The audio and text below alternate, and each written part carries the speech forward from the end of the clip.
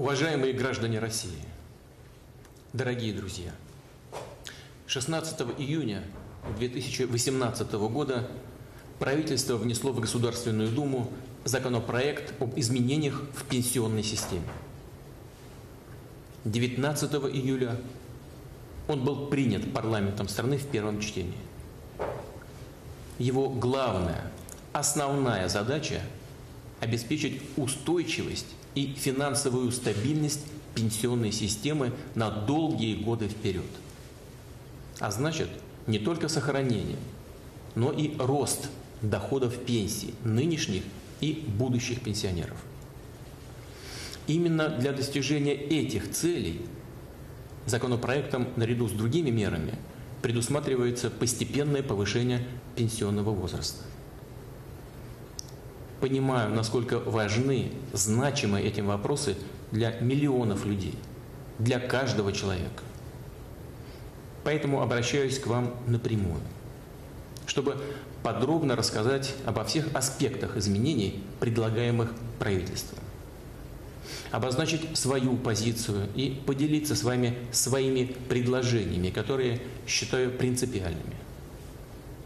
Прежде всего напомню, что дискуссия о необходимости повышения пенсионного возраста началась не вдруг, не сегодня.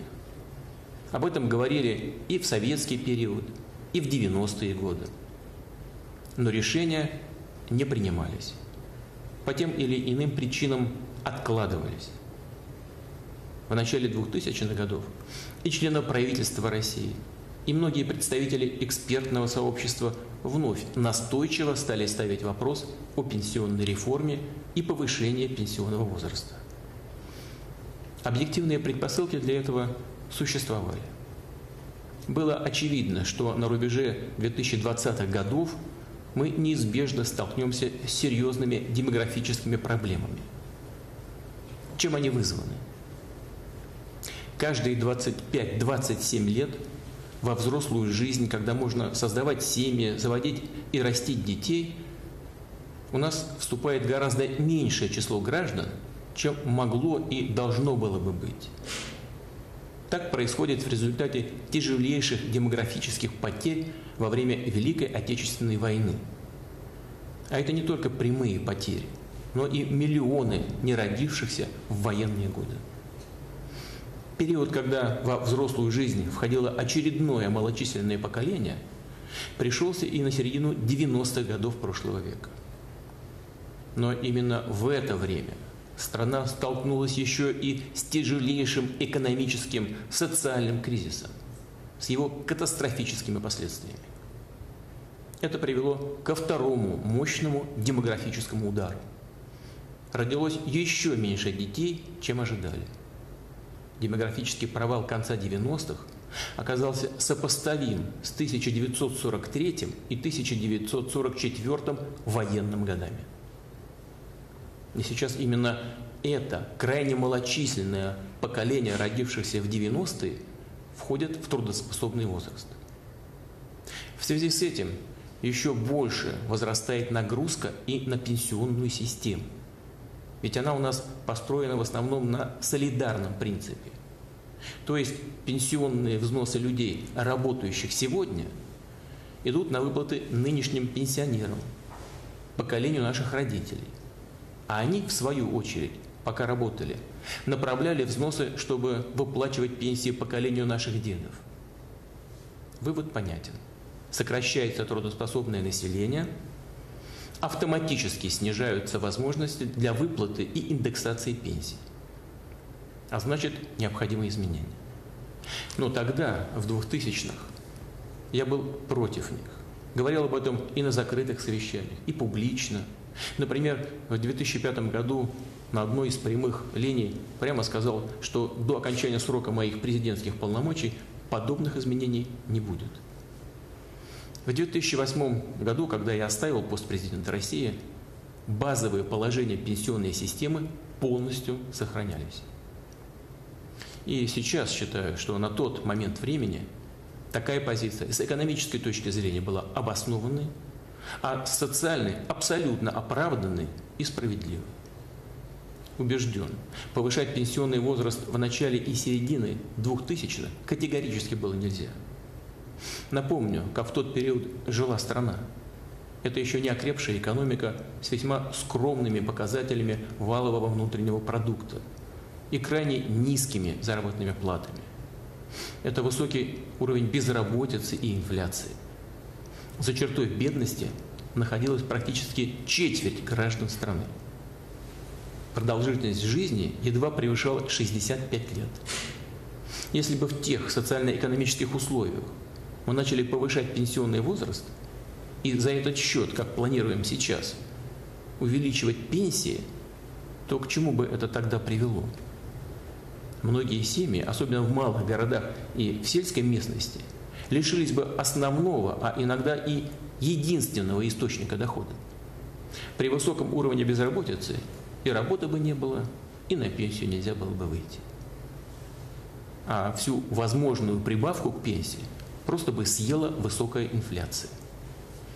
И в итоге число бедных стало бы еще больше. Надо было сначала преодолеть последствия шоков 90-х, обеспечить экономический рост и решать острейшие социальные проблемы. Что же изменилось за прошедшие годы? Мы не тратили времени зря. Мы все, граждане, власть, страна, работали. Как только нам удалось сформировать необходимые финансовые ресурсы, мы направили их на социальное развитие, на сбережение нашего народа. Начали реализацию долгосрочных демографических мер, включая программу материнского капитала. И это дало хорошие результаты, частично компенсировав демографические провалы прошлых десятилетий. Мы преодолели серьезные трудности в экономике. И с 2016 года вновь вышли на стабильный экономический рост. Сейчас уровень безработицы в России самый низкий, начиная с 1991 года. Конечно, нам еще очень многое нужно сделать, в том числе в сфере здравоохранения, в других областях, которые определяют качество и продолжительность жизни человека. Но неоспоримым фактом является то, что благодаря комплексу принятых государством мер, и что очень важно, более ответственному отношению людей к своему здоровью, сегодня темпы роста продолжительности жизни в России одни из самых высоких в мире. За последние 15 лет продолжительность жизни выросла почти на 8 лет, 7,8 года. Знаю, что все мы не очень-то привыкли доверять статистике. Мы делаем выводы, как правило, из того, что сами видим в реальной жизни, вокруг себя. Кто-то действительно проживает долгую жизнь, а кто-то из наших близких, знакомых, к несчастью, уходит совсем рано. Но здесь речь идет именно об объективной оценке темпов роста продолжительности жизни в России, подтвержденной экспертами Организации Объединенных Наций. Мы поставили перед собой цель выйти к концу следующего десятилетия на продолжительность жизни более 80 лет. И будем делать все, чтобы люди в нашей стране жили долго, были здоровыми. Дорогие друзья, все, о чем я только что сказал, объективный, но все же достаточно сухой анализ ситуации, что, безусловно, важно, но не менее важно чувствовать и учитывать, что за предлагаемыми изменениями стоят жизненные интересы, планы сотен тысяч, миллионов людей. Кто-то уже думает уйти на заслуженный отдых, посвятить больше времени семье, детям, внукам. Кто-то планирует продолжать трудиться и рассчитывает на пенсию как на дополнительное подспорье. И имеет на это право, конечно. И вдруг такие перспективы отдаляются. Естественно, все это воспринимается многими людьми болезненно. Я хорошо это понимаю и разделяю эту озабоченность. Но давайте посмотрим, какие у нас есть варианты. Смириться с низкими доходами пенсионеров и ждать, когда пенсионная система затрещит и окончательно развалится? Переложить непопулярные, но необходимые решения на плечи следующего поколения? Или понимая, что ждет страну через 15-20 лет, учитывая реальную ситуацию, действовать? Повторю, изменения в пенсионной системе, тем более связанные с повышением возраста выхода на пенсию, волнуют, тревожат людей. И естественно, что все политические силы, прежде всего, конечно, оппозиционные, будут использовать эту ситуацию для саморекламы и укрепления своих позиций. Это неизбежные издержки политического процесса в любом демократическом обществе. И тем не менее я просил правительства самым серьезным образом изучить и использовать все прозвучавшие конструктивные предложения, в том числе и от оппозиции. Что касается нынешней действующей власти, то самое легкое, самое простое для нее сегодня – вообще ничего не менять. Сейчас, несмотря на известные сложности, российская экономика чувствует себя уверенно. В бюджете есть ресурсы для пополнения пенсионного фонда. Мы как минимум в ближайшие 7-10 лет сможем продолжать индексировать пенсии в установленные сроки. Но ведь мы знаем, что постепенно наступит время, когда для индексации пенсий у государства не будет хватать средств. А затем и сама регулярная выплата пенсий может стать проблемой, как это уже и было в 90-е. Смотрите, еще в 2005 году соотношение работающих граждан, за которых регулярно выплачиваются взносы в пенсионный фонд, и граждан, получающих страховую пенсию по старости, у нас составляло почти 1,7 к 1. А в 2019 оно составит уже 1,2 к 1. То есть практически 1 к 1. И если не предпринимать никаких мер, то мы не сможем сохранить доходы пенсионной системы. А значит, и доходы сегодняшних и будущих пенсионеров. Напротив, они будут неизбежно обесцениваться, снижаться относительно уровня зарплат. А куда их снижать-то? Пенсии и так сегодня довольно скромные, несоизмеримые тому вкладу, который внесли старшие поколения в развитие страны. Мы перед ними в огромном долгу. Предложенные изменения в пенсионной системе позволят не просто сохранить уровень доходов пенсионеров, но главное – обеспечить их устойчивый, опережающий рост. Уже в 2019 году индексация пенсий по старости составит порядка 7%, что в 2 раза выше прогнозируемой инфляции на конец 2018 года. В целом, в предстоящие 6 лет мы сможем ежегодно увеличивать пенсии по старости для неработающих пенсионеров в среднем на 1000 рублей. В результате это даст возможность в 2024 году выйти на средний уровень пенсии для неработающих пенсионеров в 20 тысяч рублей в месяц. Сейчас, напомню, это 14 144 рубля. В дальнейшем, уже за горизонтом 2024 года, изменения в пенсионной системе позволят сформировать прочную основу для стабильного ежегодного увеличения страховых пенсий выше инфляции. Обращаю внимание, механизм ежегодного увеличения пенсий должен быть заложен в законопроект по изменениям пенсионной системы. Это нужно сделать уже к его 2-му чтению в Государственной Думе. Уважаемые друзья, естественно, возникает вопрос, рассматривало ли правительство какие-то другие варианты, другие резервы для обеспечения устойчивости пенсионной системы без повышения пенсионного возраста? Конечно, да. Конечно, рассматривал. По моему поручению правительство вплоть до последнего времени проводило эту работу. Все возможные альтернативные сценарии были тщательно изучены и просчитаны. Оказалось, что по сути они ничего кардинально не решают. В лучшем случае просто латают дыры, или того хуже, несут разрушительные последствия для экономики страны в целом. Ну, посмотрите, вроде бы эффективная, кажущаяся справедливой мера введения прогрессивной шкалы подоходного налога. По оценкам Минфина, применение повышенной ставки налога, к примеру, в 20% к высоким доходам, может дать, и то не наверняка, но порядка 75-120 миллиардов рублей в год. Этих средств а в лучшем случае хватит на 6 дней. Потому что ежедневная, я хочу это подчеркнуть, ежедневная потребность на выплату пенсии в России составляет 20 миллиардов рублей. Другой вариант – продать часть госсобственности. Например, как некоторые предлагают, все здания пенсионного фонда, включая его региональное отделение. Конечно, согласен, они слишком размахнулись со своими апартаментами. Людей это раздражает. Я это также поддерживаю. По оценкам, общая стоимость этих объектов – 120 миллиардов рублей. Но даже если мы все их продадим, а деньги направим на пенсии, сможем выплачивать их также порядка 6 дней. Это тоже не выход.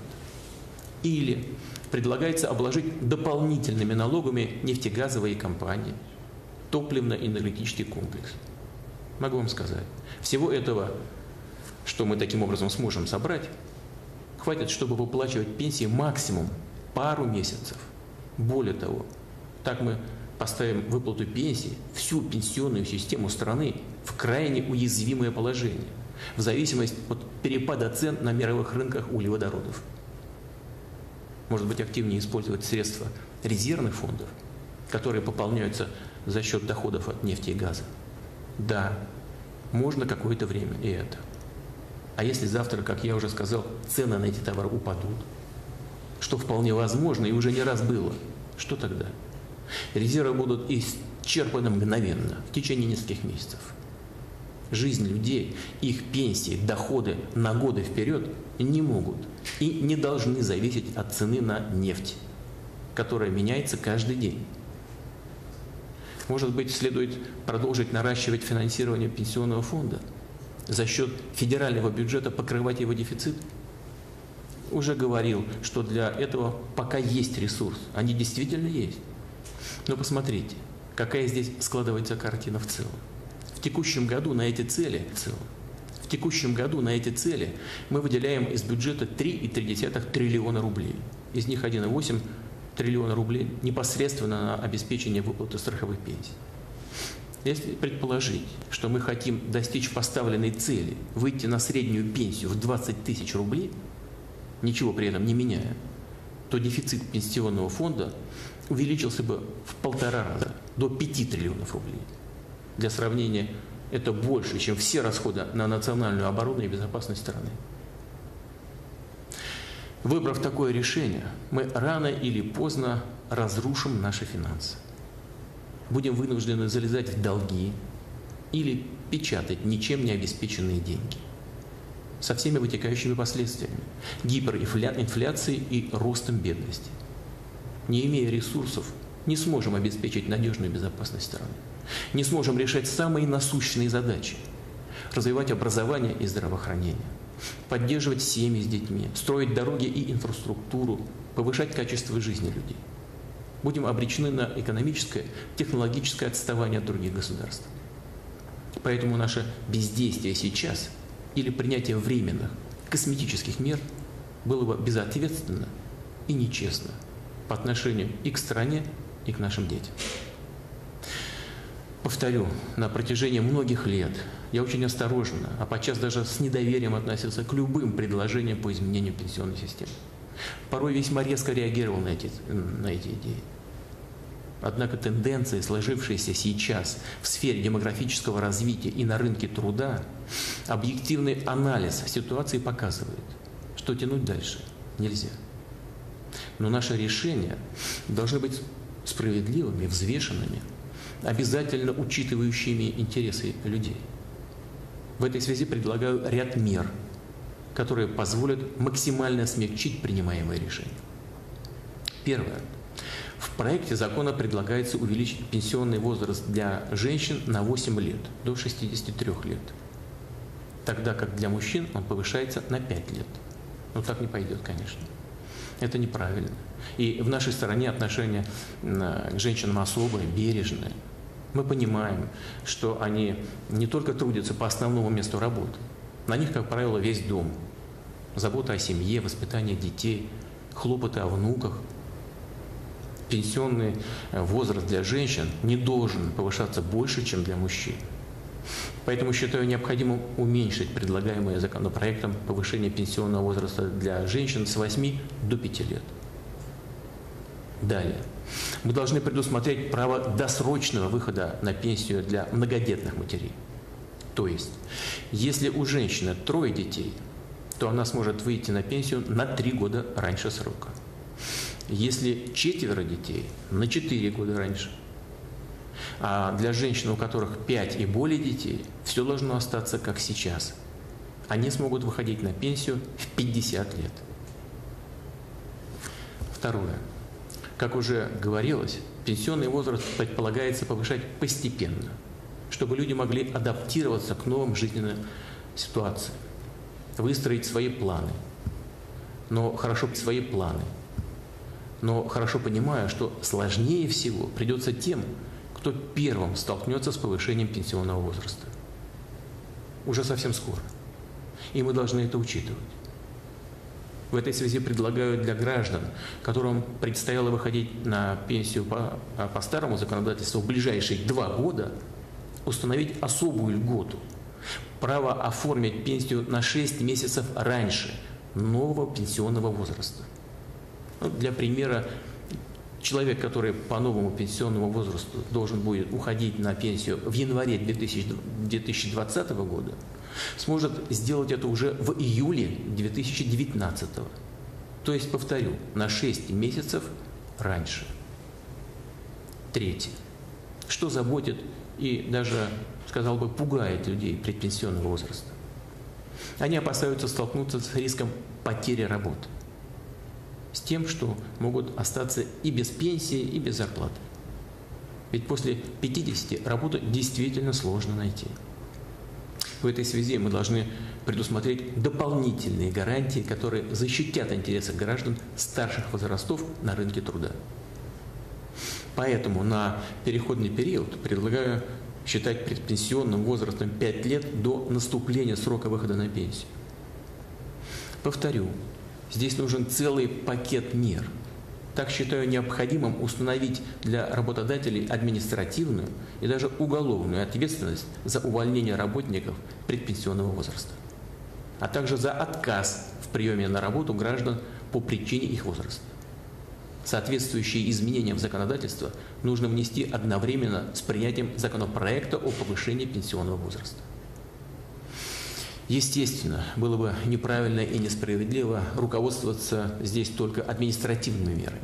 Поэтому поручаю правительству предложить реальные стимулы для бизнеса, чтобы работодатели были заинтересованы принимать и сохранять на работе граждан предпенсионного возраста. Что здесь хотел бы добавить? Люди старших возрастов, как правило, обладают хорошим профессиональным опытом. Это, как правило, надежные, дисциплинированные сотрудники. Они способны принести большую пользу своим предприятиям и компаниям. При этом важно, чтобы они, так же, как и более молодые работники, при желании могли пройти необходимое переобучение, получить новые навыки, повысить свою квалификацию. В этой связи поручаю правительству утвердить для граждан предпенсионного возраста специальную программу по повышению квалификации. Она должна заработать как можно раньше и финансироваться из федерального бюджета.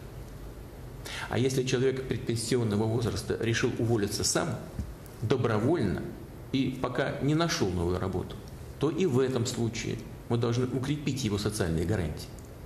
В этой связи предлагается увеличить максимальный размер пособия по безработице для граждан предпенсионного возраста более чем в 2 раза.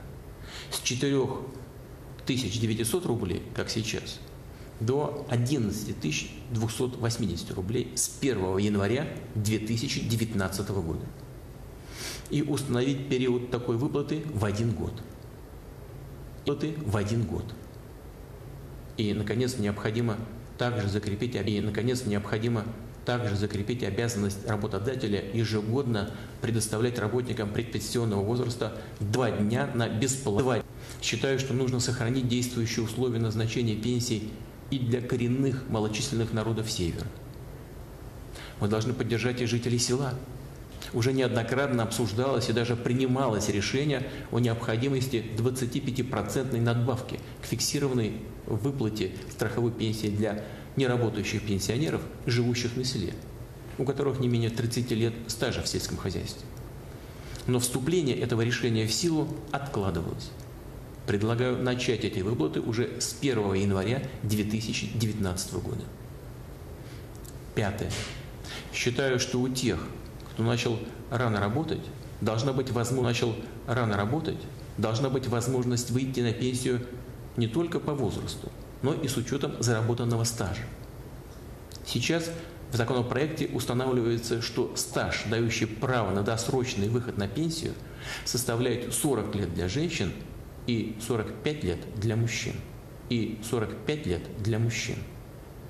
Предлагаю на 3 года уменьшить стаж, дающий право на досрочный выход на пенсию. Для женщин до 37 лет, а для мужчин до 42. Шестое. Считаю принципиальным сохранить на переходный период до завершения преобразования в пенсионной системе все федеральные льготы, действующие на 31 декабря 2018 года. Имею в виду льготы по налогам на недвижимость и землю. Да, эти льготы у нас традиционно предоставлялись только с выходом на пенсию. Но в данном случае, когда в пенсионной системе предстоят изменения, а люди рассчитывали на эти льготы, мы обязаны сделать для них исключение. Предоставлять льготы не в связи с выходом на пенсию, а при достижении соответствующего возраста. То есть, как и прежде, льготами смогут воспользоваться женщины при достижении 55 лет и мужчины с 60 лет. Таким образом, еще до выхода на пенсию они уже не будут платить налог за свой дом, квартиру, садовый участок. Знаю, что представители партии «Единая Россия» в региональных законодательных собраниях и руководители субъектов федерации выступали с инициативами сохранить и все действующие региональные льготы. Это очень важные для людей вещи, такие как бесплатный проезд на общественном транспорте, льготы по ЖКХ, при капитальном ремонте и газификации, льготы на приобретение лекарств и ряд других. Поддерживаю, безусловно, этот подход. И рассчитываю, что все необходимые решения будут приняты в регионах еще до вступления в силу нового закона по пенсионному обеспечению. Дорогие друзья, как известно, многие эксперты и сейчас считают, что мы слишком затянули с решением вопросов, которые обсуждаются сегодня. Я так не думаю. Просто мы не были к этому раньше готовы. Но откладывать дальше действительно нельзя. Это было бы безответственно и может привести к тяжелым последствиям в экономике и социальной сфере. Самым негативным образом сказаться на судьбах миллионов людей, потому что, сейчас это уже ясно, государству рано или поздно все равно придется это сделать. Но чем позже, тем жестче будут эти решения.